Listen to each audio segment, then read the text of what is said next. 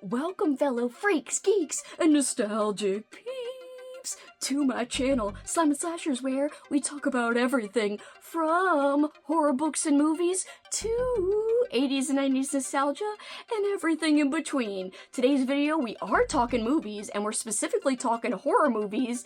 This is my repurposed favorite horror movies of all time.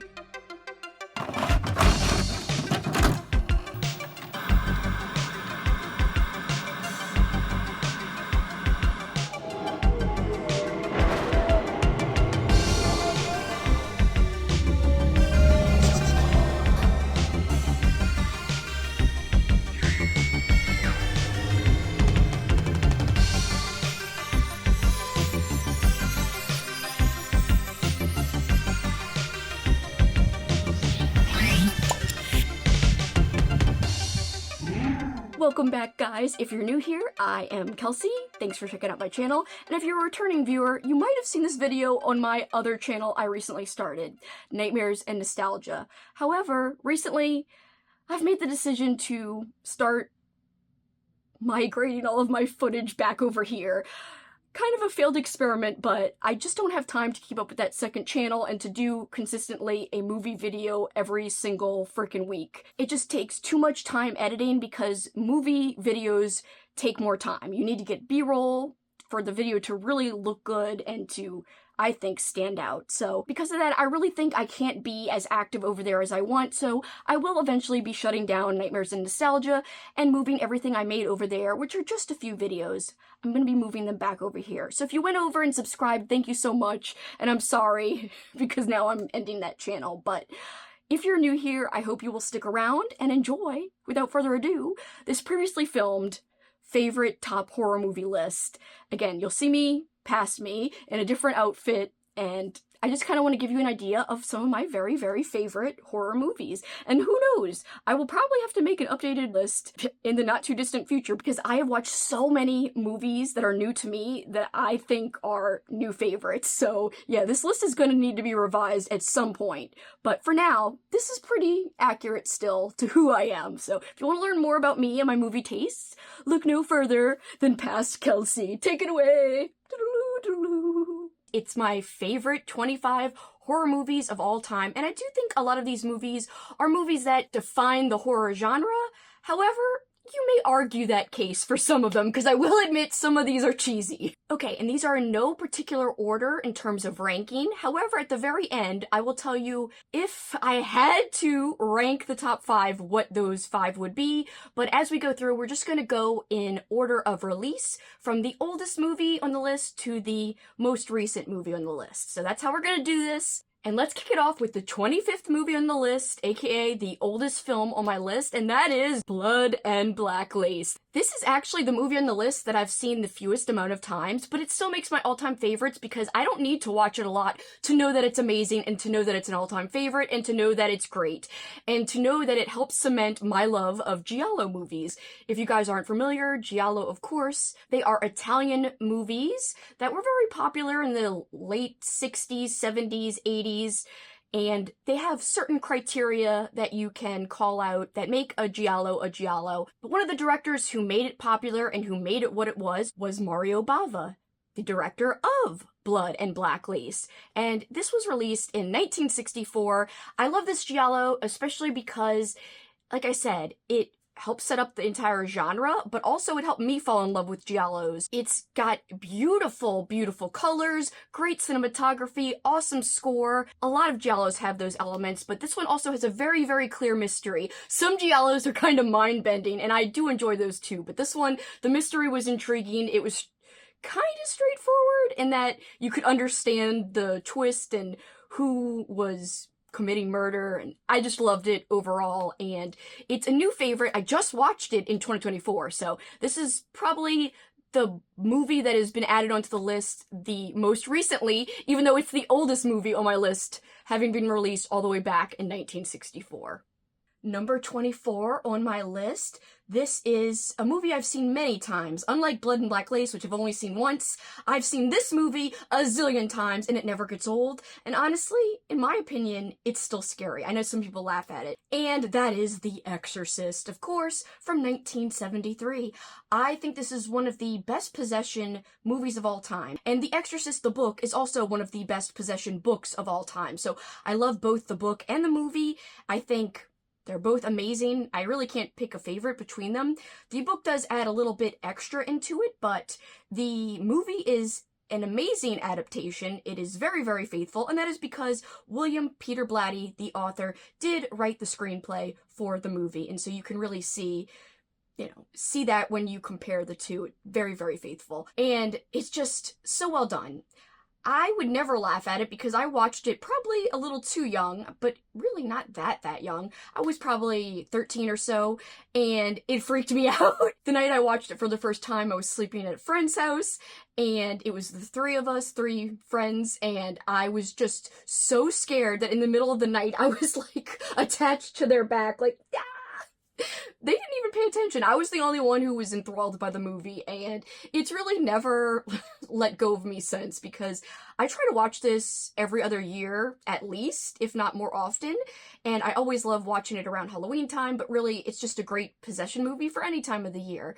A lot of these movies, I'm not going to go through the synopses, because a lot of these are well known, but if any are lesser known, I might give a little bit more detail. But for this one, it's a classic. It had to be here. One of my all-time faves. Next up, a Christmas horror movie, and I'm someone who loves seasonal watching, seasonal reading. I'm just a really seasonal person. Hence, I'm wearing, even though it's January, this is very appropriate in my opinion because it's a cold winter horror themed shirt. Baby, it's cold outside.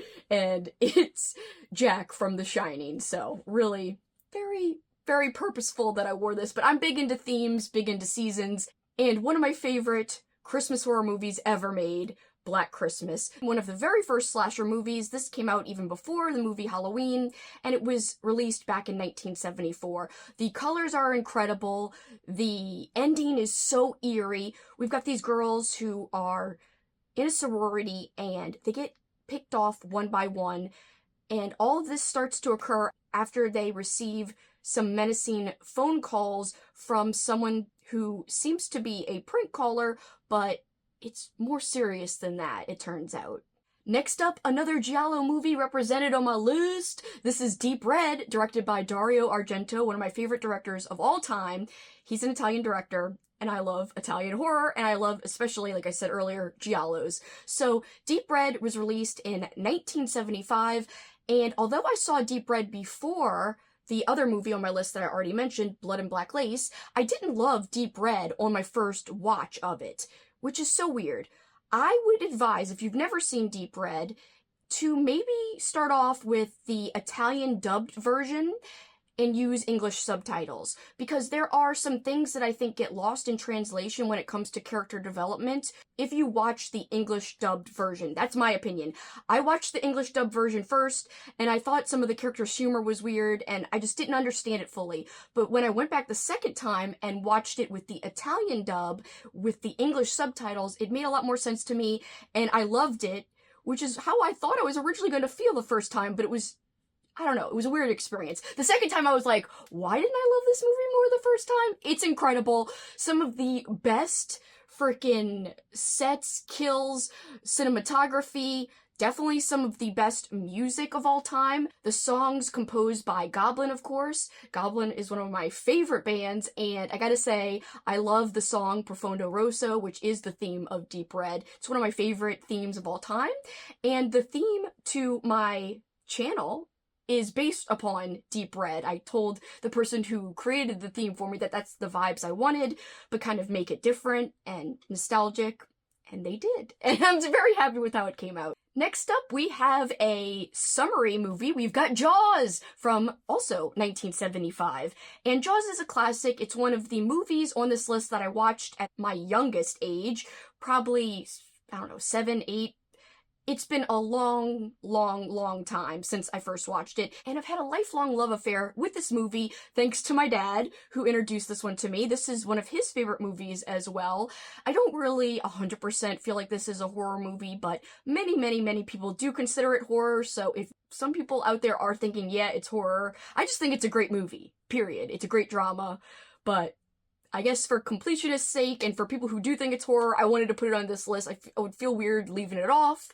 I just think it's one of my favorite movies, period, no matter what the genre technically is. But yeah, great acting. Some of the best acting maybe in any movie ever. And I truly don't think that any other shark movie has even come close to the level of Jaws in terms of the realistic looks of the shark itself.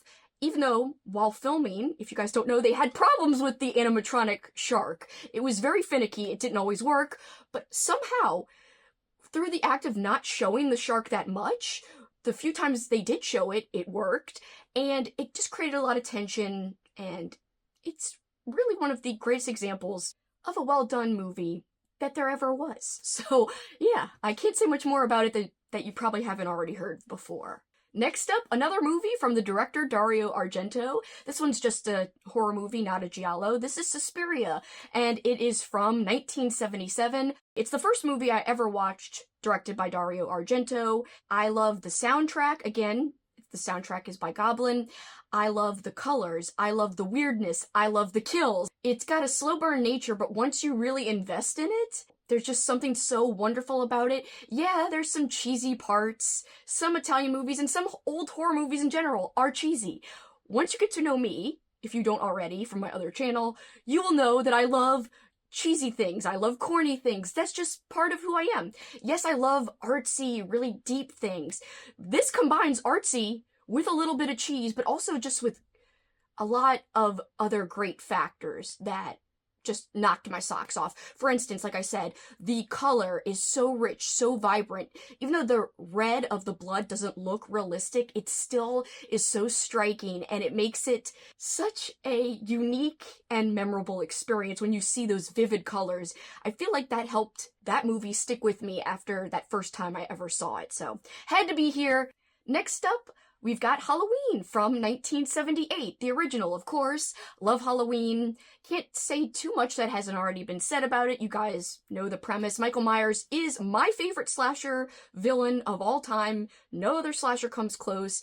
Funnily enough, I always talk about Friday the 13th and how I love Friday the 13th whenever they roll around because I was born on a Friday the 13th. However, when it comes to the movie franchise, I don't like it. I don't like it that much. It's okay. It's not my favorite. Spoiler, you will not see Friday the 13th on this list. Jason's alright, but he is nowhere close to how much I love Michael Myers, and Halloween is my franchise when it comes to slasher movies, so yeah. So sorry. That might be controversial in itself, so that might be one of my controversial things that I say here, but you know, I'm gonna stand by it, I'm gonna defend it, and if you guys feel otherwise, that's totally okay. Again, I always say it's okay to disagree, as long as we do it with respect, and as long as we have fun talking about the things we love. Next up, we've got The Shining, dun dun dun dun dun, from 1980. Of course, I'm wearing a Shining-themed shirt. I have read a lot of Stephen King. I have read the book, The Shining. It is my favorite Stephen King book that I have read, and I've read at least 15 books by him. So, out of all those 15, The Shining is hands down easily my favorite. Such great winter vibes, and same goes for the movie. Great winter vibes, really artistic. So I think some things you might be noticing off of my list already. There are so many movies that I've mentioned that have a very artistic style to them. I can shout out already. Blood and Black Lace, Black Christmas, Deep Red, Suspiria. All of those super colorful, super visually appealing or visually stunning or visually unique movies. I feel like The Shining fits in there. And I know not everyone loves the Stanley Kubrick directed version of The Shining. There is another version of The Shining that is much longer, that has Stephen King's blessing. Stephen King doesn't really like the Kubrick version, but you know what? I do. And it does have a lot of differences from the book, including how Jack Nicholson portrays the main character.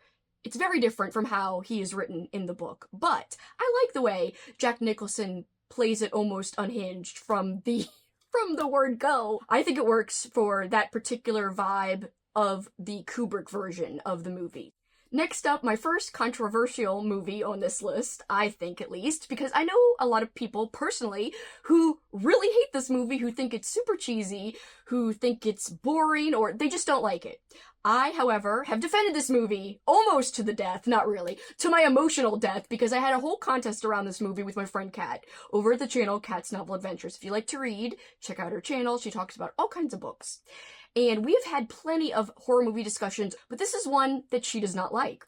And it is Christmas Evil from 1980. I love Christmas Evil. It is another seasonally thematic movie, much like Black Christmas. This one is totally different from a movie like Black Christmas. Black Christmas, you cannot argue if it is a horror movie or not. I feel like Christmas Evil, you can.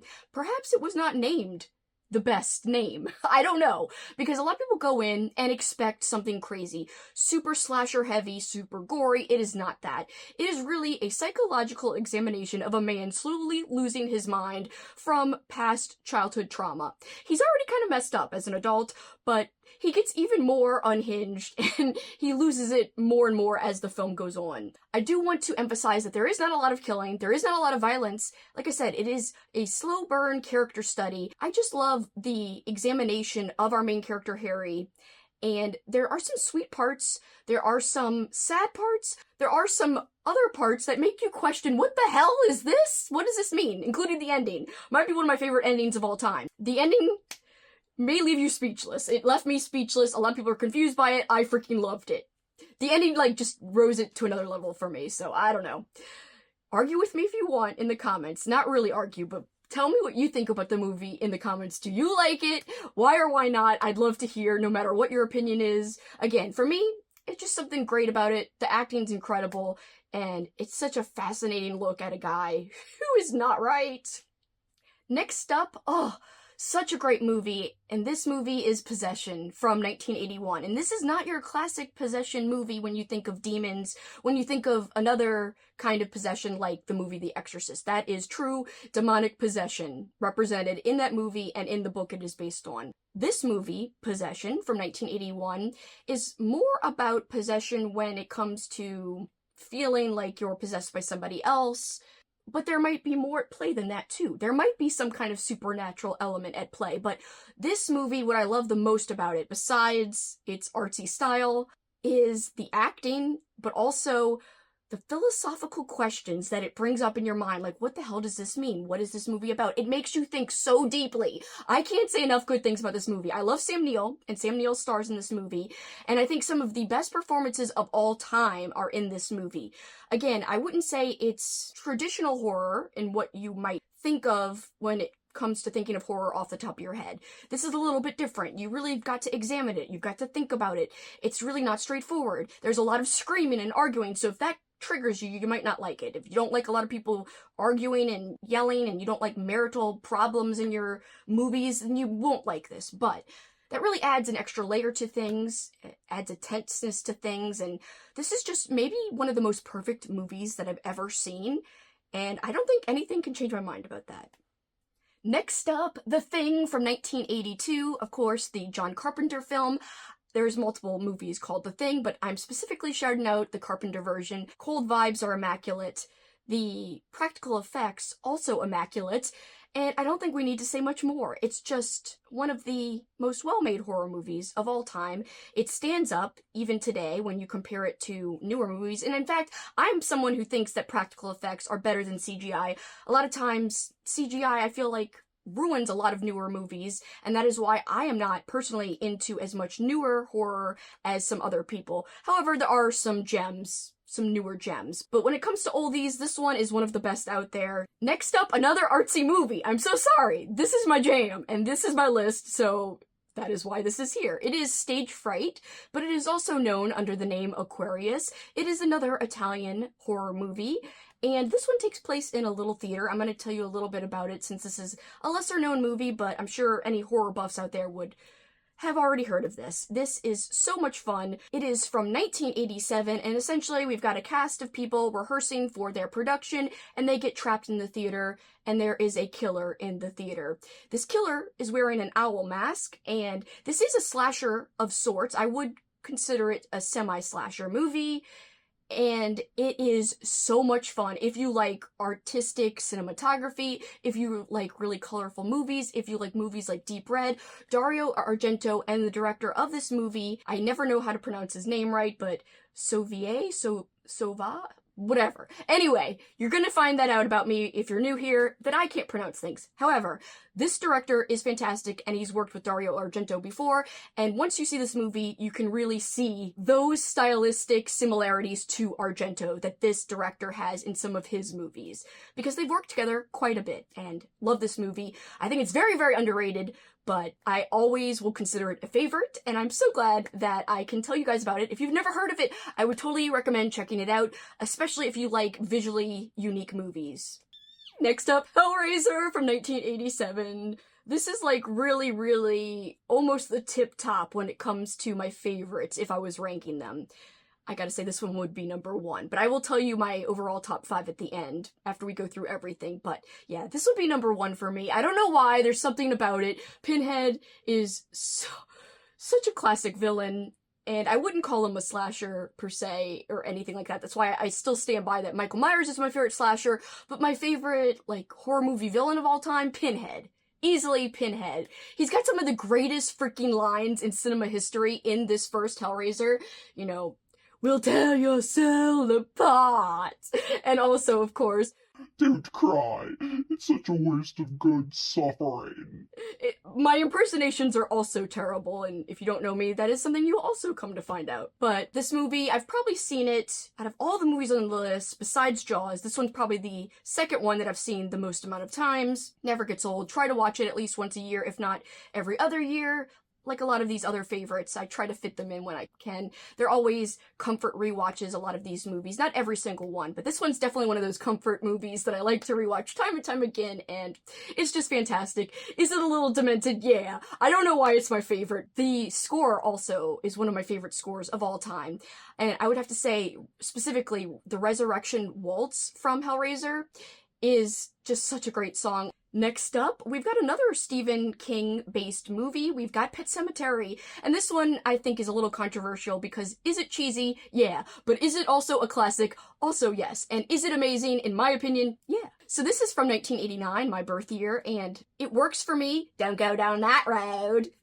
Another terrible impersonation, but lots of great quotes, and I think it's a really actually pretty good adaptation. Having read the book, I do think that the movie really did a great job at adapting the book, because King books are really, really long and could be difficult to put onto film, but I think the director, by the way, who was a woman, did an amazing job. So another reason I like it is that we've got a woman horror movie director here, and I think that is something that is awesome. And actually, I think one of the things that this movie does so good is making Zelda, the sister that we see. If you don't know, you'd have to watch it to find out who I'm talking about. Zelda, really, really, really scary and off-putting and very, very, very creepy. Also, some of the best little kid casting ever done.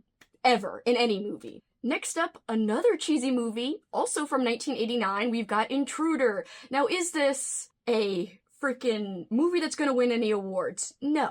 It is cheesy. The acting is over the top.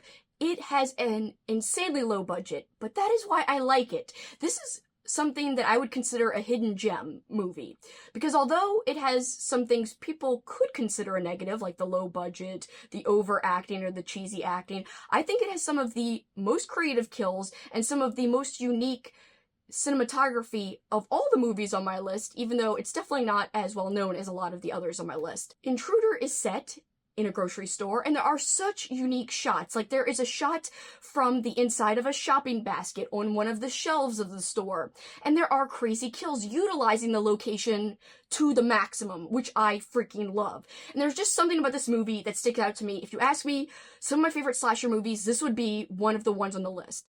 Next up, back into serious territory, because this movie is actually even more dramatic than it is a horror movie, but I love it. It's very well acted, and it is Jacob's Ladder from 1990. I also would consider this an underrated movie on my list, because not everyone talks about this movie, but this movie apparently is one of the inspirations for the Silent Hill game franchise. There is a specific scene in a hospital of this movie that is so scary and off-putting.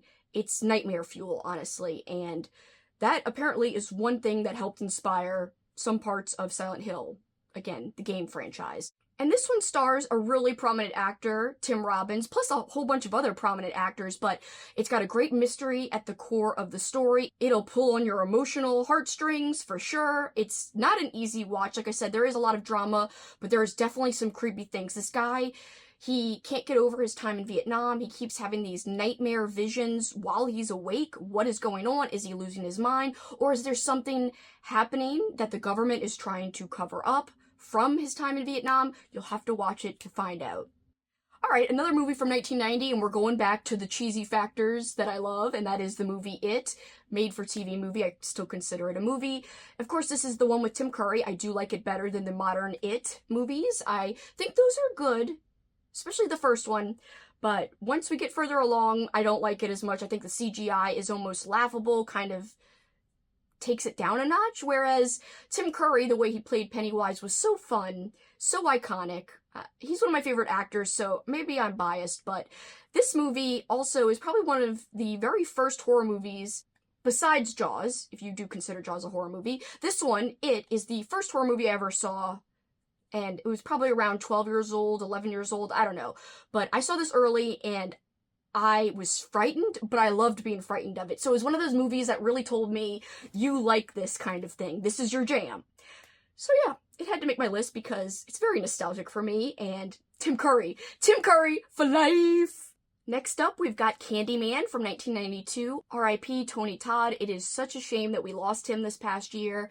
Really, really sad. Such a fantastic actor. And this movie is such a great movie. You know, everyone talks about Hellraiser, but not a lot of people talk about Clive Barker's Candyman. I think more people should talk about it. In the horror circles, yes, it's popular. But when you talk about, you know, people who are just casual horror viewers who may only watch horror movies around Halloween time, then those people don't really mention Candyman that often. I think it's such an iconic movie. It's always deserved more love, including even still today, I think. Really cool story. I love Candyman as this kind of folklore icon. I just think he's a really fascinating character. It's not black and white because you do feel bad for him because of his past and everything he went through. But he also inflicts terror and pain upon people. Next up, another 90s movie, and this one is also underrated in my opinion. This is In the Mouth of Madness, another movie starring Sam Neill. What can I say? I love Sam Neill. This is one of my favorite movies of all time, not just favorite horror movies. It's one of my favorite movies, period. It's so good. The premise is interesting. I love how there's like a meta element to it, like there's self-referential elements to it.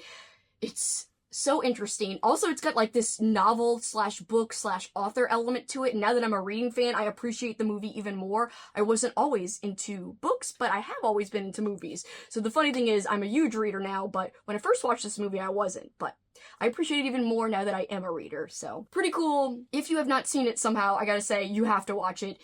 It is a mind trip. It is a lot of fun. And I think more people should put this on their top list because I think it's really kind of underrated overall. Alright, and now back to another pick that I feel is a more controversial one. This is Session 9 from 2001. And I used to think that everybody liked this movie. However, in recent years, I have come to find out that many people do not like this movie. My friend Kat is one of them. Much like Christmas Evil, she does not like Session 9. She thinks it's boring. And sadly, my boyfriend Paul agrees with her, which makes me sad. No, why can't you like some of my favorite movies, guys? Some of my favorite people don't like some of my favorite movies. In all seriousness, of course that is fine, but I wish they loved it as much as me, or even liked it. So Session 9 is a super, super slow burn movie, but it has atmosphere. That is probably the biggest pro about the movie. If you're someone who loves the movie like me, that's probably one of the things that sticks out the most to you. And the setting is great. Besides the atmosphere, it takes place in an abandoned mental hospital. These guys come in and they're trying to clean it to get like the asbestos out. And that's a big deal. You're dealing with like poisonous chemicals that literally can cause cancer. So there's like an aspect of paranoia. There's an aspect of danger, even just in what they're doing without any kind of supernatural elements at play. But there may be supernatural elements at play and causing even more of a danger to the men working there. So to me, it unfolds like a very slow mystery. And I just loved it. It's not going to be for everybody, though. I will admit that, but it definitely is for me, hence why it's here on my favorites list.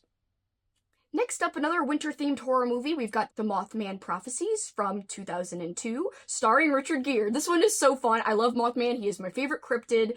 And since watching The Mothman Prophecies, I have read the non-fiction book, The Mothman Prophecies, which this movie is based on. However, The Mothman Prophecies, the movie with Richard Gere, is fictional, whereas The Mothman Prophecies, the book, is classified as non-fiction. So it's kind of funny to compare the two, because there was an incident in Point Pleasant back in the day where a bridge collapsed, and there are rumors of the cryptid Mothman being at fault. So that's where the actual true story comes from. That is where the fictionalized movie takes its inspiration from, but of course there's some things that are added and embellished, of course, just to make it a great movie. And I really like it. Again, a lot of atmosphere, kind of artsy cinematography. That is something that is running throughout my entire list. So that is the common thread between a lot of these movies, either corny or atmospheric. And this one falls on the artsy, atmospheric end of the spectrum of my list, and I love it. Next up, we have The Ring from 2002. This one was one of the first movies that scared me as a young teenager. I really thought it was well done. And again, a great mystery at the center of things. I love the use of the haunted item, which in this case is a VHS tape. And I love how it slowly unfolds. I truly think it's a perfect movie. Next up, The Descent from 2005. This one is wonderful. Now, do note that there are multiple different endings depending on the version you watch. I have seen every version of the ending of this movie, and I like them all. It takes place in a underground cave system, so you've got an isolated type of setting, which I think works so well in horror. It's a great horror trope, the isolated setting. And to me, it just gets you really, really tense and it makes you nervous right off the get-go without even adding anything extra. But of course, being a good horror movie, there is something extra. There is something down there in the caves with these women. And also, they have strained relationships between each other. So that is also part of the story. So it all works really, really, really beautifully together to form this great movie. Next on my list, one of the few remakes on my list, and that is The Hills Have Eyes from 2006. To me, this is the best horror remake maybe ever. I had never seen the original, but I just saw it at the end of 2024, and I gotta say, the original is nowhere close to how great the remake is. The remake is so much more scary, but it does keep some elements that do work, and it even keeps some exact shots from the original. There's a shot where the family are hugging each other outside of their camper, and that shot is in the original, and it's in the remake, and I love that. But I think the remake really amped up the horror factor, really, really amped up the creature design, or the messed up people design. Essentially, these people get stranded in the desert while they're going on a family vacation, and there are sinister people who have been affected by radiation, who are on the periphery, and they're looking to mess with this family, clearly. This is another movie with a great soundtrack, really, really eerie, creepy, theme song for this movie, and it works. It really adds to the off-putting atmosphere of the entire film, and I remember being terrified when I saw this back in high school, and it still sticks with me. I watch it all the time, though, now. Even though it still kind of creeps me out, I'm like, freaking one of the best done movies ever. Love it, love it. Will never get old. And last but not least, we've got another winter horror movie. The House of the Devil from 2009. So I've got a poster right here. Love this movie. It's so good. It's another slow burn. There's been a few slow burn movies on my list. It was released in 2009, like I said, but it was shot as if it was filmed and released in the 80s, which I love. I think that gives it a little extra layer. The basic premise, we've got this girl who's desperate for money so she can get a place of her own. And so she takes this very strange babysitting job, but it's very unusual, nothing like she thought it would be, and she can't pass it up though because they're offering so much money because it is such an unusual babysitting type of request. It's a very, very long night for this girl, and there is an eclipse too that takes place. So I don't want to say much more. It's a really, really great atmospheric movie. Really good watch for wintertime. You could watch it this month and it would be very appropriate if you're someone who likes to be seasonal and thematic like me. You could really enjoy it. Alright guys, that was the 25, and if I had to rank a top 5, these very quickly as this is already long. These would be my top 5. Alright, so starting with number 5, going to number 1. So number 5 would be dun, dun, dun, dun, Jaws, a classic. Number 4 would be In the Mouth of Madness. Again, like I said, I love Sam Neill, and this is a really, really underrated John Carpenter movie. I feel like more people should really shout out about this one. Number 3, Halloween from 1978. Number 2, we've got Suspiria. And number 1, favorite of all time, as I mentioned earlier, Hellraiser. It's gotta be my favorite for some reason. I don't even know why. It's just the vibes, it's just the feels. And if I had to give out honorable mentions to the top 25 list, I would give away 2. 1, Children of the Corn. I know it's corny, but that doesn't matter to me. I still watch it all the time. I still think it's really fun. He wants you too, Malachi. He wants you too. Outlander! And my other honorable mention, it's really more of a comedic movie than a horror movie, but if you consider Troll 2 a horror movie, I think this is the best worst movie ever made, and that's why I like to shout it out, because it's just so much fun to watch, especially with a group of people. So there you have it, guys. Those are my top 25 favorite horror movies of all time. I do think a lot of these movies were really influential in the horror genre, but they were also influential to me in my lifetime. And some of them, the ones that I watched earlier on in my life, helped spark that love of the horror genre for me. I'd love to know which of my favorites you have seen, which do you like, which do you dislike, what movies are your favorites that I left off of my list. I'd also really love to know that. And if you want to leave me a comment but you can't think of anything, how about just leaving me a little film-related emoji for horror movies, or a little knife emoji. But for this time, guys, that is it for me. Till next time, keep on killing it. Bye, guys!